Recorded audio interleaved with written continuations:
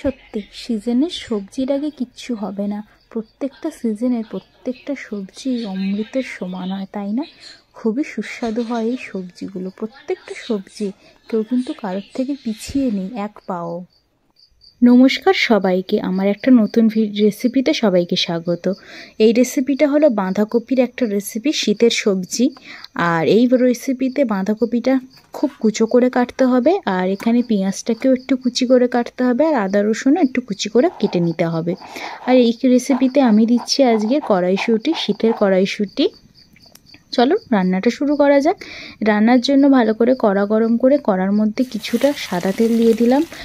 এই রান্নাটা যে কোনো তেলে করা যেতে পারে, আমি সাদা তেলটা বেছে নিলাম। তেলের মধ্যে আর তেলের পরিমাপটা ছিল 2 থেকে 3 চামচ, আর পেঁয়াজের পরিমাপ ছিল 1 বাটি মতো, আর আদা রসুনের পরিমাপ ওই দুটো মিলিয়ে 3 চামচ মতো। এবারে সমস্ত পেঁয়াজ আদা রসুনটা তেলের সাথে ভালো করে ভেজে নিতে হবে তেলের মধ্যে দিয়ে। এবারে দিয়ে দেবো বাঁধাকপিটা। এটা ঠিক বাঁধাকপির তরকারির মতো হচ্ছে না, আসলে এখন তো বাঁধাকপির খুবই চল, বাঁধাকপি ফুলকপি। আর সবাই তো এখন বেশিরভাগ পকোড়া বা বিভিন্ন রকম তরকারি করে খাচ্ছে। তা আমি ভাবলাম একটু ভাজা টাইপের কিছু করা যাক। এই রেসিপিটা আগে একদিন বানিয়েছিলাম, বেশ ভালো লেগেছিল খেতে, তাই আর একবার বানানো আর কি, আর সেটা আপনাদের সাথে শেয়ার করা।